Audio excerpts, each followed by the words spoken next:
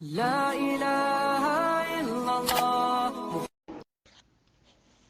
نحمده ونصلي على رسوله الكريم اما بعد فاعوذ باللہ من الشیطان الرجیم بسم اللہ الرحمن الرحیم۔ سیدہ عائشہ رضی اللہ تعالیٰ عنہ سے روایت ہے کہ کچھ لوگوں نے رسول اللہ صلی اللہ علیہ وآلہ وسلم سے سوال کیا کاہنوں کے بارے میں، تو آپ نے فرمایا کہ وہ کچھ نہیں ہے، یعنی ان کی باتوں کا کوئی اعتبار نہیں۔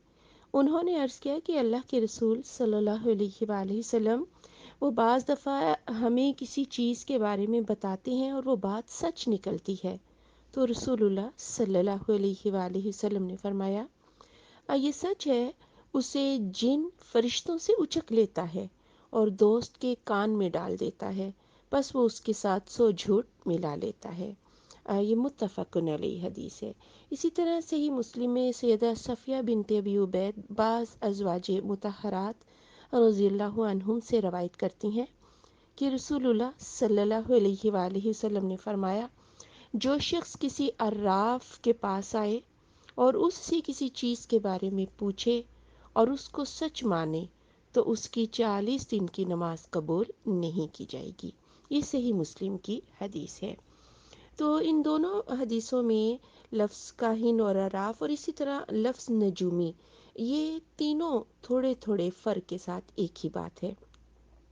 ان سب کا کام کیا ہوتا ہے کہ مستقبل کے بارے میں غیب کی خبر دینا۔ اور جب رسول اللہ صلی اللہ علیہ وآلہ وسلم کی بعثت نہیں ہوئی تھی تو شیاطین آسمانوں پہ جاتے تھے اور چوری چھپے آسمانوں کی باتیں سنتے تھے، اور اللہ رب العزت نے جو احکامات فرشتوں کو دے رکھے ہوتے اور فرشتے ان احکامات کو دوسرے فرشتوں تک پہنچاتے، تو یہ جن یا شیطان چوری چھپے ان باتوں کو سن کے کسی کاہن کے کان میں آ کے کوئی خبر دے دیتے، اور وہ خبر ظاہر ہے سچی ہو جاتی، تو اس سے کسی کاہن کا سچا ہونا ثابت تو نہیں ہو جاتا، کیونکہ وہ خبر تو چرائی ہوئی ہوتی تھی۔ اسی طرح جو علم نجوم ہے یہ بھی پیش گوئی کی ایک صورت ہے، اور اللہ تعالیٰ بعض لوگوں کو کوئی استعداد یا صلاحیت دے دیتا ہے، لیکن ان کی بھی اکثر باتیں جو ہیں وہ جھوٹی ہوتی ہیں، اور وہ بھی کچھ چیزوں کو کچھ اسباب کو دیکھ کر ہی کوئی بات کرتے ہیں۔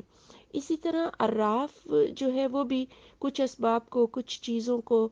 دیکھ کر جو ہے کوئی بات کر دیتا ہے، اور اکثر ان کی باتیں جھوٹی ہی ہوتی ہیں۔ تو یہ ساری کہانت ہی کی ایک شکل ہے۔ اسی طرح علم رمل میں بھی غیب کی خبروں کی نشاندہی اور ان کے بارے میں پیش گوئی کی جاتی ہے، اور اسی طرح بعض اوقات جہالت میں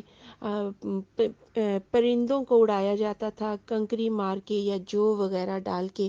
اور اس سے ایک بدشگونی جو ہے وہ لی جاتی تھی کہ اگر پرندہ دائیں جانب جائے گا تو نیک شگون ہے، اور اگر وہ بائیں جانب جائے گا تو پھر برا شگون ہے۔ تو یہ ساری شکلیں، یہ ساری چیزیں حرام اور ممنوع ہیں، اور بعض اوقات کوئی چیز اتفاقیہ طور پر درست ہو جاتی ہے تو اس سے یہ چیز تو ثابت نہیں ہو جاتی کہ یہ ساری خرافات جو ہیں یہ درست ہیں یا ان کا کوئی جواز انسان ثابت کر لے۔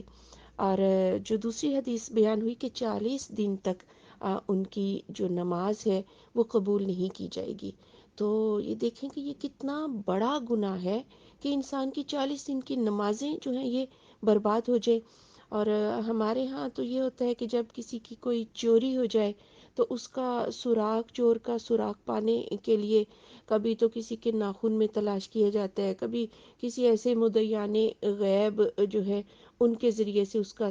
سراغ لگوایا جاتا ہے، یا اگر شادی کرنی ہو تو یہ شادی درست رہے گی یا نہیں، کاروبار میں کامیابی رہے گی یا نہیں، بعض اوقات تو لوگ جی امتحان میں پاس ہو جائیں گے یا نہیں، اس طرح کی جو ہے وہ فالیں لیتے رہتے ہیں۔ تو یہ سارے کام جو ہے یہ حرام ہے۔ غیب کا علم اللہ کے سوا کسی کو بھی نہیں ہے۔ سبحانک اللہم و بحمدک، اشہد ان لا الہ الا انت، استغفرک و اتوب الیک۔